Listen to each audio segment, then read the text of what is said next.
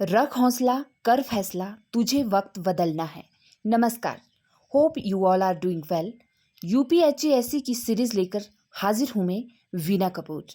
यूपीएचसीएससी यानी Uttar Pradesh higher education service commission द्वारा conduct की जाने वाली असिस्टेंट प्रोफेसर की परीक्षा, जो यूपी गवर्नमेंट द्वारा कंडक्ट की जाती है to become a assistant professor. इस सीरीज की कड़ी में आज हम यूपीएचसीएससी असिस्टेंट प्रोफेसर एग्जाम 2021 में पूछे गए हिंदी साहित्य के प्रश्नोत्तरी देखेंगे।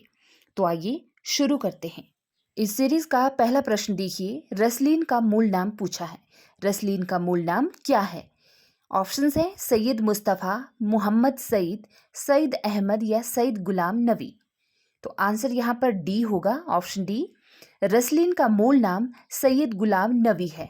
रसलीन रीति ग्रंथकार कवि थे और रसलीन उपनाम से कविता लिखते थे। अंग दर्पण और रस प्रबोध इनके द्वारा लिखित ग्रंथ हैं। साथ ही आपको याद होगा, अमिया हलाहल मद भरे सेत श्याम रत्नार, जियत मरत झुकी झुकी परत, जेही चितवत इकवार। यह प्रसिद्ध दोहा इनका माना जाता है। प्रश्न 2, भारतेंदु की अकेली प्रतिभा ने हिंदी नाटक साहित्य, हिंदी नाट्य शास्त्र तथा हिंदी रंगमंच की स्थापना की। यह कथन किस आचार्य का है? ऑप्शंस हैं आचार्य रामचंद्र शुक्ल, आचार्य हजारी प्रसाद द्विवेदी, डॉक्टर रामविलास शर्मा, डॉक्टर रामचंद्र तिवारी।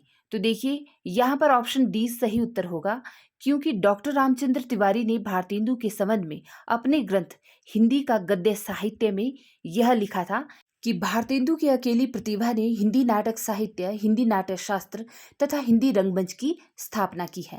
प्रश्न 3, सुमित्रा नंदन पंत ने अपने किस काव्य संग्रह को बाल कल्पना का दुधमुहा प्रयास कहा है? ऑप्शंस हैं पल्लव, ग्रंथ, वीणा या फिर उच्छ्वास।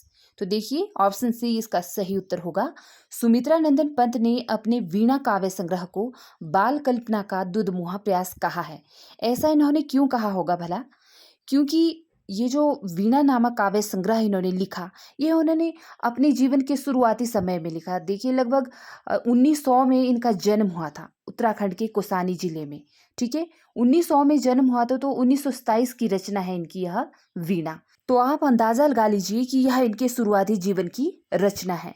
60 वर्ष एक रेखांकन में पंत जी ने स्वयं लिखा है कि वीणा काव्य संग्रह में लिखे हुए जो इनके प्रगीत हैं, वो इनकी स्कूली शिक्षा समाप्त होने के पश्चात इन्होंने लिखे हैं। और इनमें सरोजनी नायडू, कविंद्र रविंद्र, कालिदास और अंग्रेजी के रोमांटिक कवियों का प्रभाव है।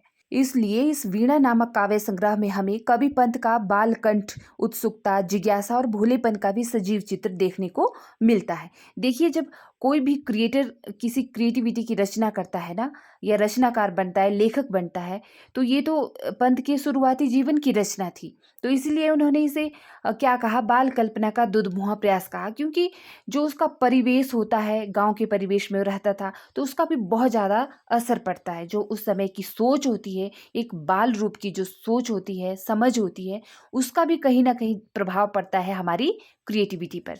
प्रश्न 4 देखिए, दूसरा सप्तक का प्रकाशन वर्ष क्या है? 1951 ईस्वी, 1952 ईस्वी, 1950 ईस्वी या फिर 1960 ईस्वी। तार सप्तक के बारे में आपने सुना होगा, हिंदी साहित्य के विद्यार्थी हैं तो इसके बारे में पता होना बहुत जरूरी है। दूसरा सप्तक, तीसरा सप्तक, कौन कौन से कवि थे, है ना, किसने इसका संपादन किया, कब प्रकाशन हुआ, तो यह बातें बहुत महत्वपूर्ण है, पता होनी चाहिए। यहाँ पर दूसरा सप्तक के बारे में पूछा है, तो ऑप्शन ए सही विकल्प होगा। सच्चिदानंद हीरानंद वात्स्यायन अगेय ने जो है तार सप्तक का संपादन किया था, और दूसरा सप्तक का प्रकाशन हुआ था सन 1951 में, 1951 ईस्वी में भारतीय ज्ञानपीठ द्वारा। ठीक है, इसका संपादन तो अगेय ने 1949 में किया था, लेकिन प्रकाशन हुआ था इसका 1951 में। और दूसरा सप्तक में जो कवि थे, भवानी प्रसाद मिश्र, शकुंतला माथुर, हरिनारायण व्यास, शमशेर बहादुर सिंह, नरेश मेहता, रघुवीर सहाय और धर्मवीर भारती। इन कवियों की रचनाएं संकलित हैं दूसरा सप्तक में। और आपको नाम से ही पता होगा कि प्रत्येक सप्तक में जो है 7 कवि थे। प्रश्न 5 है, किले में औरत किस कवि की कविता है? सर्वेश्वर दयाल सक्सेना, पवन करण, रघुवीर सहाय या फिर अरुण कमल की। तो देखिए विकल्प सी इसका सही उत्तर होगा। किले में औरत रघुवीर सहाय की कविता है, और इसी नाम से उनकी एक कहानी भी है, किले में औरत। ठीक है, नेक्स्ट प्रश्न है, गोपाल राय ने किस कृति को हिंदी का पहला उपन्यास माना है? परीक्षा गुरु को, भाग्यवती, देवरानी जेठानी की कहानी या फिर वामा शिक्षक को?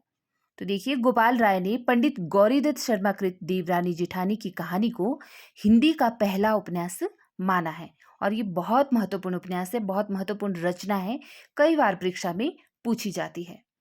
प्रश्न 7, फांस नामक उपन्यास का मूल कथ्य क्या है? गरीब अमीर का संघर्ष, किसान आत्महत्या, स्त्री संघर्ष या फिर दलित संघर्ष? संजीव के उपन्यास फांस का मूल कथ्य है किसान आत्महत्या। इस उपन्यास के केंद्र में विदर्भ और समूचे देश में 3 लाख से ज्यादा हो चुकी किसानों की आत्महत्याओं को रखा गया है और 80 लाख से ज्यादा किसानी छोड़ चुके भारतीय किसानों का वर्णन है।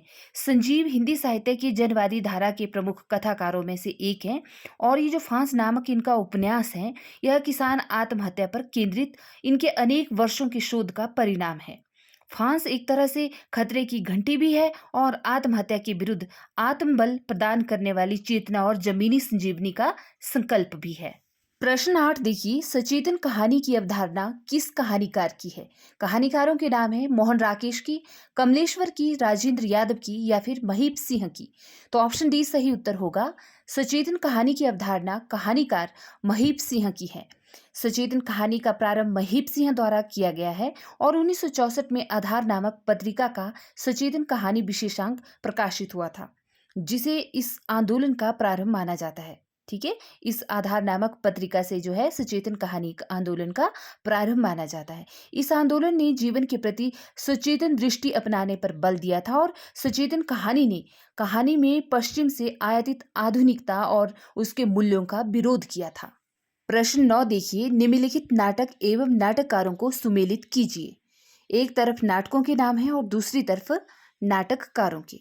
ठीक है, अभंग गाथा, ताले में बंद प्रजातंत्र, वायरस और इत्ता की आवाज, ये कुछ नाटकों के नाम हैं।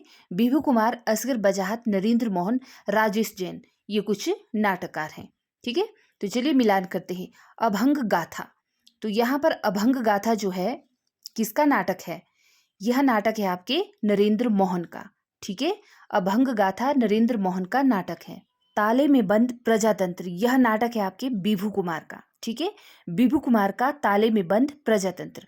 तीसरा नाटक है वायरस, वायरस नाटक है आपके राजेश जैन का। ओके, सी का 4 हो जाएगा। इत्ता की आवाज, इत्ता की आवाज नाटक है असगर बजाहत का। ठीक है, तो इस तरह से डी का 2।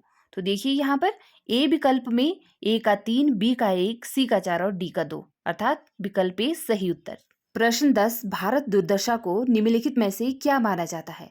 नाटिका, नाट्य रासक, प्रहसन या फिर गीति रूपक?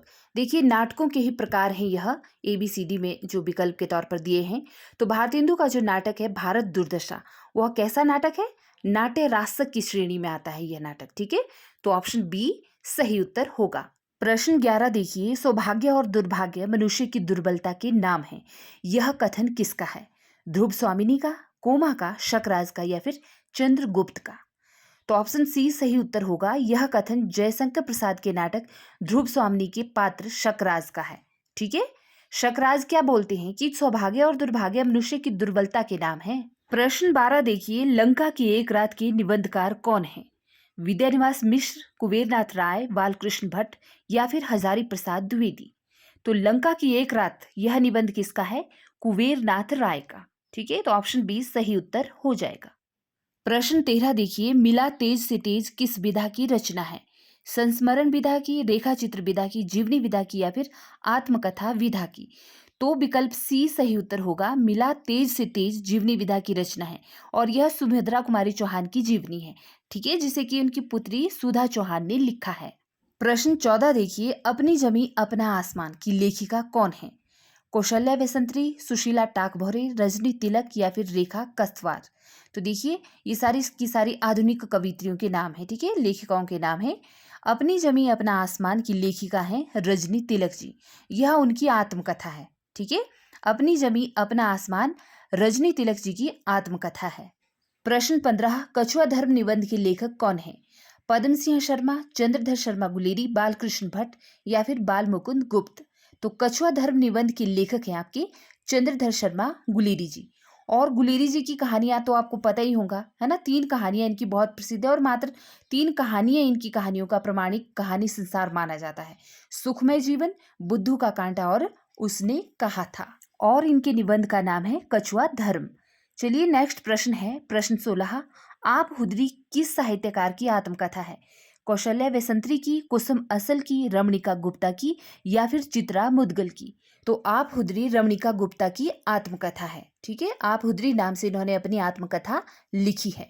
नेक्स्ट प्रश्न है भरत मुनि के रस सूत्र में प्रयुक्त निष्पत्ति का अर्थ उत्पत्ति है, किस आचार्य ने माना है? अभिनव गुप्त ने, भट्ट लोलट ने, भट्ट नायक ने या फिर आचार्य शंकुक ने? तो भरत मुनि के रस सूत्र में प्रयुक्त जो निष्पत्ति शब्द का अर्थ है, जिसका अर्थ उत्पत्ति माना है, आचार्य भट्ट लोलट ने। ठीक है। प्रश्न 18 देखिए, किस आचार्य ने दृष्टि यानी कि प्रीति और अदृष्टि यानी कि कीर्ति को काव्य का प्रयोजन माना है? आचार्य कुंतक ने, आचार्य दंडी ने, आचार्य वामन ने या फिर आचार्य रुद्रट ने? तो विकल्प सी इस प्रश्न का सही उत्तर होगा। आचार्य वामन ने दृष्टि यानी कि प्रीति और अदृष्टि यानी कि कीर्ति को जो है काव्य का प्रयोजन माना है। ठीक है, आचार्य वामन ने। प्रश्न 19 देखिए, रीति के आधारभूत तत्व के रूप में वामन का कैसा दृष्टिकोण है? रीति के आधारभूत तत्व के रूप में, ठीक है, विशुद्ध सौंदर्यवादी, विशुद्ध शिल्पवादी, विशुद्ध कथ्यवादी या फिर विशुद्ध रसवादी? तो देखिए रीति के आधारभूत तत्व के रूप में वामन का जो दृष्टिकोण है वह रहा है विशुद्ध सौंदर्यवादी। तो ऑप्शन ए विकल्प ए सही उत्तर होगा।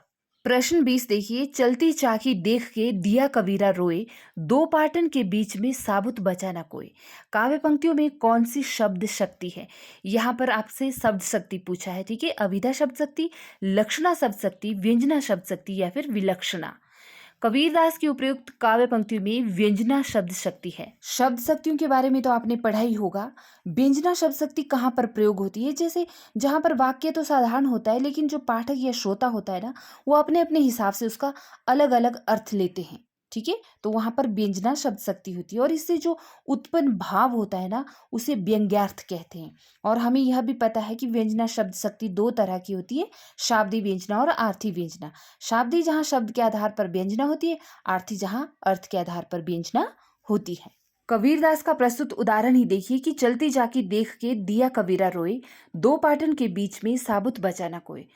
अब कोई पाठक या श्रोता तो इसका साधारण सा अर्थ समझेगा कि चक्की चल रही है, इसके दो पट्टे होते हैं, अगर इसमें हम कोई भी अनाज साबुत डालेंगे तो वो पिसा हुआ ही बाहर निकलेगा, साबुत तो निकलेगा नहीं। लेकिन इसका जो व्यंग्यात्मक व्यंजनात्मक अर्थ है यहाँ पर वह है कि इस सांसारिक आधुनिकता की चकाचौंध की दौड़ में जिस तरह से इंसान भाग रहा है ना, जिस तरह से इसमें लिप्त हो रहा है, तो उसको देखकर कबीरदास जी हैरान है, उनको रोना आता है कि एक दिन जिंदगी और मौत, दो पार्टी कौन है यहाँ पर? जिंदगी और मौत। इस पार्टी में सबको पिसना है, सबको पिसकर एक दिन खत्म हो जाना है, लेकिन फिर भी कुछ लोग हैरान हैं और इस सच्चाई को जानते हुए भी अनजान बने हुए हैं। तो यह अर्थात साधारण अर्थ से अलग हटके जो अर्थ होता है वहां पर व्यंजना शब्द शक्ति होती है। प्रश्न 21 देखिए, लोजाइनस ने उदारता का विवेचन किस ग्रंथ में किया है? पोइटिक्स में, मॉरल फिलॉसफी में, ऑन द सबलाइन में या फिर क्रिटिकल ऑब्जर्वेशंस में? तो लोजाइनस ने उदात्तता का सिद्धांत दिया है, आपको पता होगा, पाश्चात्य विद्वान है लोजाइनस। तो इन्होंने उदात्तता का विवेचन किया है ऑन द सबलाइम ग्रंथ में। ठीक है, ऑन द सबलाइम में उदात्तता का विवेचन किया है। प्रश्न 22 देखिए, किस पाश्चात्य विचारक ने कला और सहजानुभूति को अभिन्न अंग माना है? बेनेडिक्टो क्रोचे ने, आई ए रिचर्ड्स ने, स्विन गॉड ने या फिर टी.एस. इलियट ने? तो बेनेडिक्टो क्रोचे ऐसे पाश्चात्य विचारक हैं जिन्होंने कला और सहजानुभूति को अभिन्न माना है। और बेनेडिक्टो क्रोचे ने कौन सा सिद्धांत दिया था? अभिव्यंजनावाद का सिद्धांत। ठीक है, तो ये सारे सिद्धांत जो है पाश्चात्य विचारकों की पूछे जाते हैं कि किसने कौन सा सिद्धांत दिया था। चलिए प्रश्न नंबर 23 देखिए, नई समीक्षा के केंद्र में कौन है? कृतिकार, कृति, समाज, युगीन परिस्थितियां? नई समीक्षा जो आंदोलन चला आधुनिक हिंदी साहित्य में, उसके केंद्र में क्या था? मतलब किसको रखा राइटरों ने? कृतिकार को रख सकते हैं हम, या वो जो उनकी रचनाएं उनको रख सकते हैं, या पूरे सोशल को रख सकते हैं, समाज को, या फिर जो हमारी युगीन परिस्थितियां थी उनको रखा जाएगा? तो नई समीक्षा के केंद्र में कृतियों को रखा जाएगा। ठीक है, तो ऑप्शन बी सही उत्तर होगा। प्रश्न 24 देखिए, वस्तु, घटना, व्यापार, गुण, विशेषता, विचार आदि साकार निराकार पदार्थों और मानस क्रियाओं को कवि किसके द्वारा प्रत्यक्ष और इंद्रिय ग्राह्य बनाता है? ठीक है, मिथक के द्वारा, कल्पना के द्वारा, प्रतीक के द्वारा या फिर बिंब के द्वारा। तो वस्तु, घटना, व्यापार, गुण, विशेषता, विचार आदि ये जो साकार और निराकार पदार्थ है ना, और जो मानस क्रियाएं हैं, उनको कवि बिंब के द्वारा प्रत्यक्ष और इंद्रिय ग्राह्य बनाता है। ठीक है, जैसे कि आपने देखा होगा छायावाद के कवियों ने भी काफी बिंबों का सहारा लिया अपनी रचनाओं में, अपनी कविताओं में, अपने गीतों में, है ना। जैसे दीपक को लिया है, किसी ने बादल को लिया है। तो इस तरह से किसी भी चीज को, प्रकृति के किसी भी हिस्से को हम प्रतीक के रूप में प्रयोग कर सकते हैं किसी भी काव्य रचना में। प्रश्न 25 देखिए, प्रतीकवाद की सर्वप्रथम घोषणा करने वाले विचारक कौन थे? पाश्चात्य विचारक हैं ये, एमिल जोला, कीटिस, जीन मोरे या फिर जेम्स जॉइस। तो प्रतीकवाद की सर्वप्रथम घोषणा करने वाले विचारक थे जीन मोरे। ठीक है। प्रश्न 26 है, छायावाद पुस्तक के लेखक कौन है? रमेश चंद्र शाह, डॉक्टर देवराज, नामवर सिंह या फिर नंदुलारे बाजपेयी। तो छायावाद नाम से पुस्तक लिखी है नामवर सिंह ने। ठीक है, डॉक्टर नामवर सिंह की पुस्तक है छायावाद। प्रश्न 27, जाति का विनाश पुस्तक के लेखक का क्या नाम है?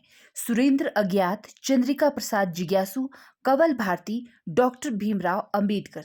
तो देखिए, जाति का विनाश नाम से पुस्तक लिखी है आपके संविधान निर्माता डॉक्टर भीमराव अंबेडकर जी ने। ठीक है, जाति का विनाश नाम से। प्रश्न 28, धर्म कथा, पुरावृत या पुरा कथा के लिए आलोचना की शब्दावली में किस शब्द का प्रयोग किया जाता है? मौखिक, देव कथा, मिथास या फिर मिथक का। तो जो भी धर्म कथा रहती है या पुरावृत रहता है या पुरा कथा रहती है, उसके लिए आलोचना की शब्दावली में मिथक शब्द का प्रयोग किया जाता है। प्रश्न 29, सर्वोदय और ट्रस्टशिप के सिद्धांत किस दर्शन के आधार माने जाते हैं? मार्क्सवाद के, एकात्म मानववाद की, गांधीवाद की या लोकतांत्रिक समाजवाद की। तो देखिए, सर्वोदय और ट्रस्टीशिप के जो सिद्धांत हैं वे हैं आपके गांधीवाद दर्शन के आधार पर बने हुए। ठीक है, तो गांधीवाद दर्शन के आधार पर ऑप्शन सी इसका सही उत्तर होगा। प्रश्न 30 देखिए, ओम प्रकाश वाल्मीकि की आत्मकथा का क्या नाम है? मुर्दैया, संताप, उठाई गीत देवकथा या फिर जूठन। तो ओम प्रकाश वाल्मीकि एक दलित साहित्यकार है, उनकी आत्मकथा का नाम है जूठन, जो परीक्षा में बहुत पूछी जाती है। ठीक है, आपने पढ़ी भी होगी यह कहानी, अगर नहीं पढ़ी है तो पढ़िएगा। प्रश्न 31 देखिए, उन्होंने सामान्य हृदय तत्वों की सृष्टि व्यापिनी भावना द्वारा मनुष्य और पशु पक्षी सबको एक जीवन सूत्र में बद्ध देखा है। तुलसीदास ने, सूरदास ने, जयसी ने या फिर घनानंद ने। उपरोक्त कथन जो है जयसी के संदर्भ में कहा है। ठीक है, कि जयसी ने क्या किया है? सामान्य हृदय तत्व की दृष्टि व्यापनी भावना द्वारा मनुष्य और पशु पक्षी सबको एक जीवन सूत्र में बद्ध यानी कि बंधे हुए देखा है। प्रश्न 32, विद्यापति की कविता का स्थापत्य श्रृंगारिक है। उसे आध्यात्मिक कहना, खजुराहो के मंदिरों को आध्यात्मिक कहना है। पंक्तियों के लेखक कौन है? डॉक्टर बचन सिंह, डॉक्टर रामचंद्र तिवारी, डॉक्टर रामविलास शर्मा या फिर डॉक्टर विष्णुकांत शास्त्री। तो देखिए, विद्यापति के संबंध में क्या कहा है कि उनकी कविता का स्थापत्य श्रृंगारिक है। अगर उसको आध्यात्मिक कहा जाएगा तो वैसा ही होगा जैसे खजुराहो के मंदिरों को आध्यात्मिक कहना पड़ेगा फिर। ठीक है, उपरोक्त पंक्तियों के लेखक हैं डॉक्टर बचन सिंह। अपने साहित्यिक ग्रंथ हिंदी साहित्य का दूसरा इतिहास में बचन जी ने यह कथन लिखा है। इसमें कोई संदेह नहीं कि कबीर को राम नाम रामानंद से प्राप्त हुआ, पर आगे चलकर कबीर के रामानंद राम से भिन्न हो गए। यह कथन किसका है? हजारी प्रसाद द्विवेदी का, आचार्य रामचंद्र शुक्ल का, डॉक्टर राम कुमार वर्मा का या फिर परशुराम चतुर्वेदी का। तो देखिए, यह कथन है आपके आचार्य रामचंद्र शुक्ल का। ठीक है, हिंदी साहित्य का इतिहास जो उनका साहित्यिक ग्रंथ है उसमें यह कथन है। और मेरी शुरू की वीडियो जहां से मैंने स्टार्ट किया है तो कथनों पर ही रही है। ठीक है, सब जितने भी ये विद्वान विचारक आलोचक रहे हैं इनके द्वारा कहे प्रमुख कथनों को मैंने ऑलरेडी वीडियो के माध्यम से सीरीज के तौर पर बना रखा है, अपलोड कर रखा है। तो आप जाइए मेरे चैनल में प्लेलिस्ट में चेक कीजिए। उन्हें पढ़ने के बाद आपको फिर प्रश्न सॉल्व करने में आसानी होगी। प्रश्न 34, धान को गांव पयारते जानो, ज्ञान विषय रस भोरे, सूर तो बहुत कहे न रहे रस, गूलर को फल फोरे। इसमें अंतिम पंक्ति का क्या अर्थ है? गूलर में रस नहीं है, गूलर का फल रूखा है, गूलर का फल खट्टा है या फिर ढकी छिपी बात खोलने के लिए कही गई बात का आनंद समाप्त हो जाता है। तो देखिए ऑप्शन डी सही उत्तर होगा कि इसमें अंतिम पंक्ति का अर्थ है ढकी छिपी बात खोलने के से कही गई बात का आनंद समाप्त हो जाता है। प्रश्न 35 देखिए, कामायनी का नवा सर्ग कौन सा है? कर्म, ईर्ष्या, ईड़ा या फिर स्वप्न? जयशंकर प्रसाद कृत कामायनी का नवा सर्ग है ईड़ा। आपको यह रचना बार बार पूछी जाती है, इससे कोई भी सर्ग उठा के पूछा जाता है कि पहला सर्ग कौन है, अंतिम सर्ग कौन है, बीच का सर्ग कौन है, ठीक है, आठवां, नौवां, दसवां जो भी है, तो इसमें कितने सर्ग हैं, तो सारे सर्गों को क्रम वाइज आपको पता होना बहुत जरूरी है। देखिए कामायनी जयशंकर प्रसाद कृत ऐसा महाकाव्य रहा है जो सदैव मानव जीवन के लिए एक प्रेरणा बनकर रहेगा। कामायनी की कथा मूलतः एक कल्पना, एक फैंटेसी है जिसमें प्रसाद जी ने अपने समय के सामाजिक परिवेश, जीवन मूल्यों, सामयिकता का विश्लेषण सम्मिश्रण करके इसे एक अमर ग्रंथ बना दिया है और यह उनकी अंतिम काव्य रचना थी, 1936 में प्रकाशित हुई थी। ठीक है, प्रश्न 36 देखिए, निराला की राम की शक्ति पूजा किससे प्रेरित होकर लिखी गई है? गीतांजलि से, कृतिवास रामायण से, रामचरितमानस से या फिर वाल्मीकि रामायण से? बहुत महत्वपूर्ण प्रश्न है यह भी। तो निराला कृत जो राम की शक्ति पूजा है वो बांग्ला के कृतिवास रामायण से प्रेरित होकर लिखी गई रचना है। इसे कृतिवास रामायण क्यों कहा जाता है? क्योंकि यह बांग्ला कवि कृतिवास ओझा की रचना है, इसलिए इसे कृतिवास रामायण कहा गया है। प्रश्न 37, जिंदगी निष्क्रिय बन गई तलघर, अब तक क्या किया, जीवन क्या जिया? ये किस कवि की पंक्तियां हैं? मुक्तिबोध की, धूमिल की, रघुवीर सहाय की या फिर नागा अर्जुन की? तो देखिए ये कवि मुक्तिबोध की पंक्तियां हैं। उनकी जो लंबी कविता है ना अंधेरे में, उसकी यह काव्य पंक्तियां हैं कि जिंदगी निष्क्रिय बन गई तलघर, अब तक क्या किया, जीवन क्या जिया, बताओ तो किस किस के लिए तुम दौड़ गए, करुणा की दृश्यों से हाय मुंह मोड़ गए। तो बहुत अच्छी कविता है, आप पढ़ना इसको। ठीक है, प्रश्न 38 देखिए, प्रेमचंद का कौन सा उपन्यास पहले उर्दू में बाजारे हुस्न के नाम से लिखा गया?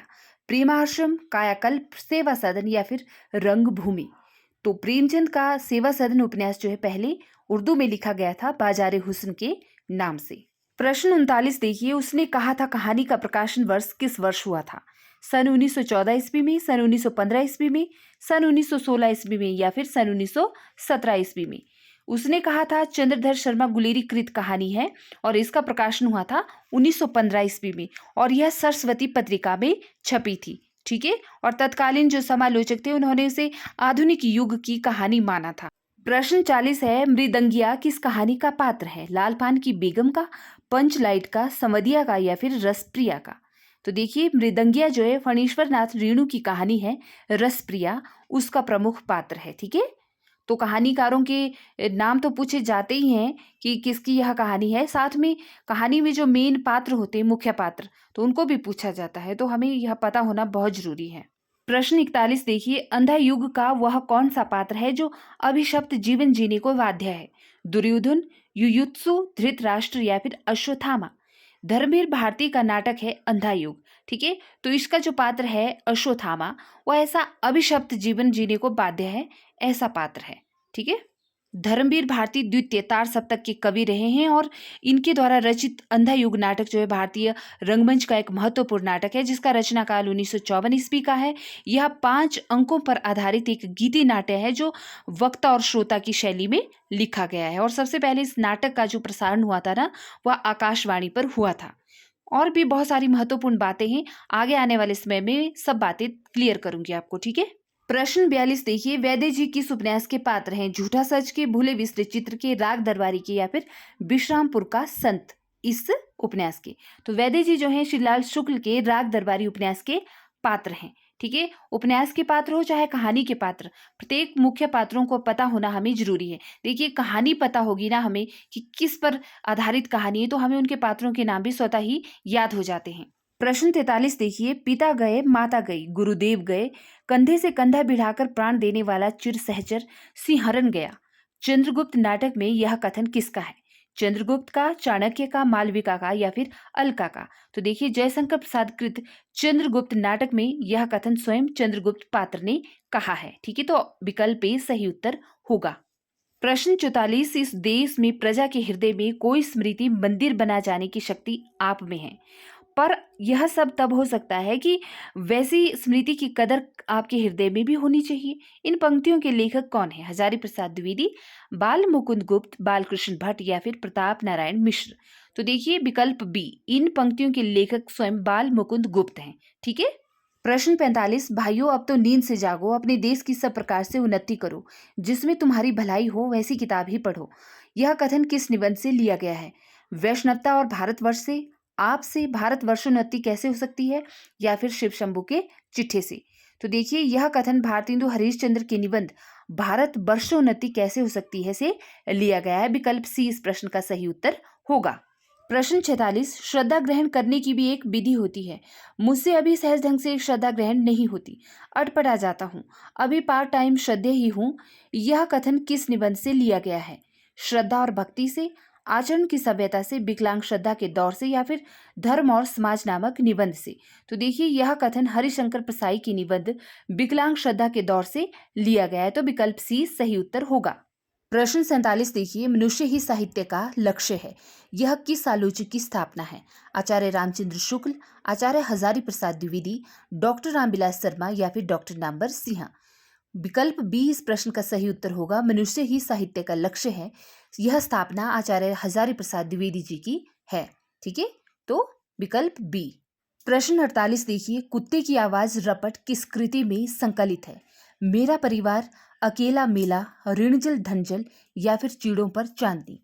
तो विकल्प सी इस प्रश्न का सही उत्तर होगा। कुत्ते की आवाज रपट जो है फणीश्वर नाथ रेणु की ऋणजल धनजल रिपोर्टाज में संकलित है। रपट अर्थात रिपोर्ट। ठीक है, मैंने पीछे वाली वीडियोज में भी इस बारे में बताया था आपको।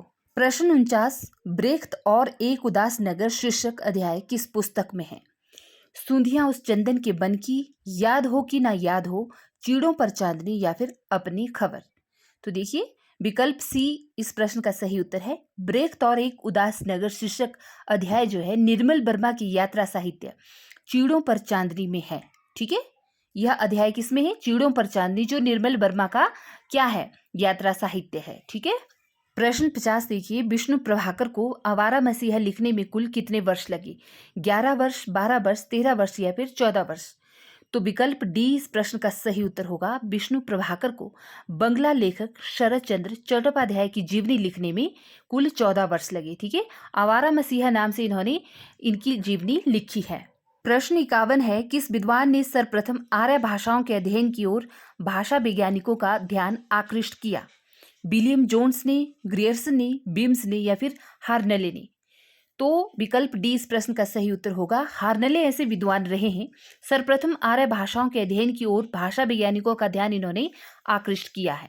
ठीक है। प्रश्न 52 देखिए, किस भाषा को प्राकृत और आधुनिक भारतीय आर्य भाषाओं के बीच की कड़ी कहा जाता है? मैथिली को, अपभ्रंश को, तमिल को या फिर तेलुगु को। तो विकल्प बी इस प्रश्न का सही उत्तर होगा। अपभ्रंश भाषा को प्राकृत और आधुनिक भारतीय आर्य भाषाओं के बीच की कड़ी कहा जाता है। नेक्स्ट प्रश्न है, हिंदी की मूल उत्पत्ति किस अपभ्रंश से मानी जाती है? मागधी अपभ्रंश से, शौरसेनी अपभ्रंश से, अर्धमागधी अपभ्रंश से या फिर पैशाची अपभ्रंश से। तो देखिए विकल्प बी इस प्रश्न का सही उत्तर होगा। हिंदी की मूल उत्पत्ति शौरसेनी अपभ्रंश से मानी जाती है। प्रश्न 54 है, बघेली बोली को अवधि की दक्षिणी शाखा किसने कहा है? हरदेव बाहरी ने, कामता प्रसाद गुरु ने, भोलानाथ तिवारी ने या फिर जॉर्ज ग्रियर्सन ने। तो विकल्प डी इस प्रश्न का सही उत्तर होगा। बघेली बोली को अवधि की दक्षिणी शाखा कहा है जॉर्ज ग्रियर्सन ने।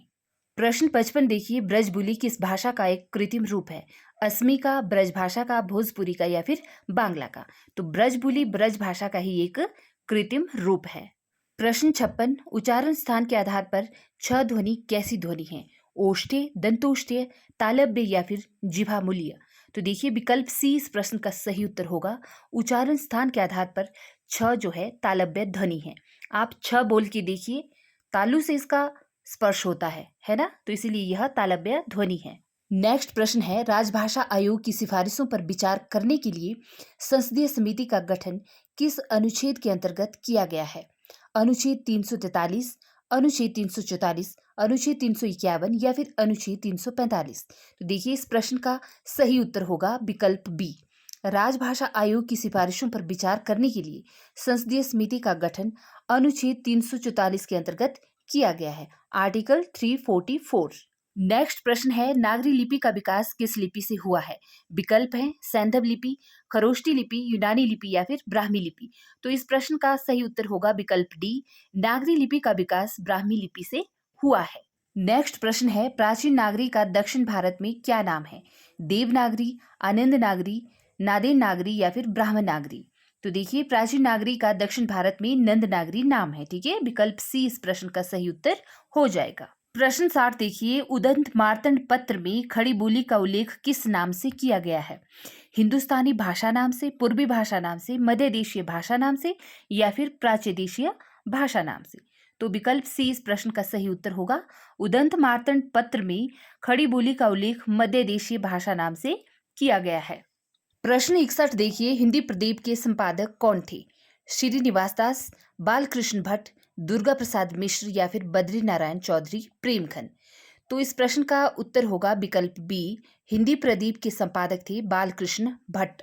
हिंदी प्रदीप एक मासिक पत्रिका थी जिसका प्रथम अंक 1877 ईस्वी में प्रकाशित हुआ था। इस पत्र का विमोचन स्वयं भारतेंदु हरिश्चंद्र ने किया था और यह पत्रिका प्रयाग से निकलती थी और इसका संपादन बालकृष्ण भट्ट के द्वारा किया जाता था। प्रश्न 62 है, हिंदी के प्रचार प्रसार में योगदान के लिए 1947 ईस्वी में कौन सी संस्था गठित हुई थी? नागरी प्रचारणी सभा काशी, बिहार राष्ट्र भाषा परिषद पटना, हिंदी साहित्य सम्मेलन प्रयाग या फिर राष्ट्रभाषा प्रचार समिति वर्धा। तो देखिए, इस प्रश्न का उत्तर होगा विकल्प बी, हिंदी के प्रचार प्रसार में योगदान के लिए सन 1947 ईस्वी में बिहार राष्ट्रभाषा परिषद पटना नाम से एक संस्था गठित की गई थी। नेक्स्ट प्रश्न देखिए, महावीर प्रसाद द्विवेदी से पूर्व सरस्वती पत्रिका के संपादक कौन थे? राधा कृष्ण दास, किशोरीलाल गोस्वामी, श्याम सुंदर दास या फिर जगन्नाथ दास रत्नाकर। तो विकल्प सी इस प्रश्न का सही उत्तर होगा।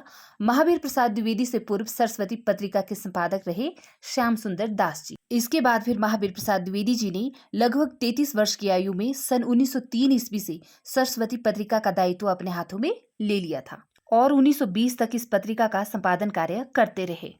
प्रश्न 64, a sketch on Hindi literature के लेखक कौन हैं?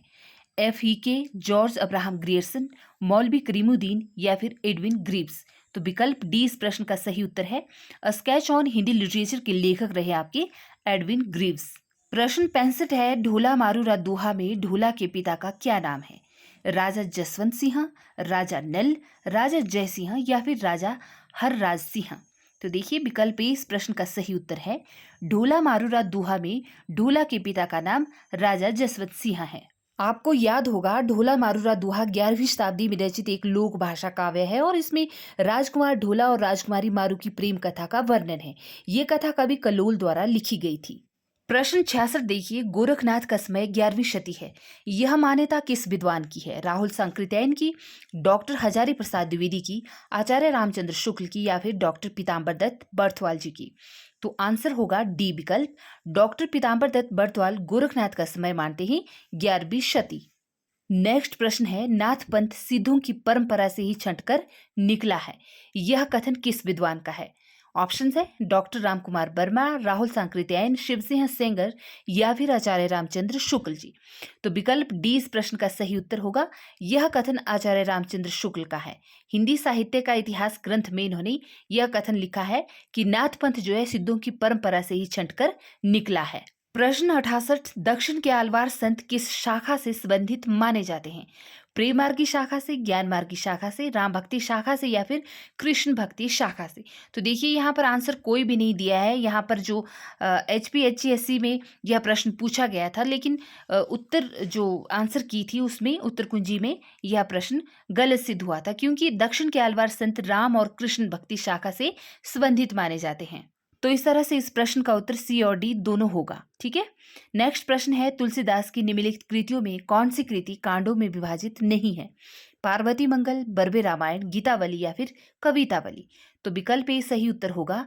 तुलसीदास की जो पार्वती मंगल कृति है वह कांडों में विभाजित नहीं है। बाकी कृतियां जो है इनकी ये कांडों में विभाजित है ना। प्रश्न 70 देखिए, श्री रामानुजाचार्य की भक्ति किस भाव की है? दास्य भाव की, सख्या भाव की, दाम्पत्य भाव की या इनमें से कोई नहीं। तो विकल्प ए इस प्रश्न का सही उत्तर होगा। श्री रामानुजाचार्य की भक्ति दास्य भाव की भक्ति है या थी। ठीक है, दोनों तरह से यह ठीक होगा। तो यह थी आज की प्रश्नोत्तरी जो 2021 में Uttar Pradesh higher education service commission द्वारा असिस्टेंट प्रोफेसर की परीक्षा के लिए पूछी गई थी। ठीक है, इसकी दूसरी कड़ी में मैं जल्द ही आपसे मिलती हूँ।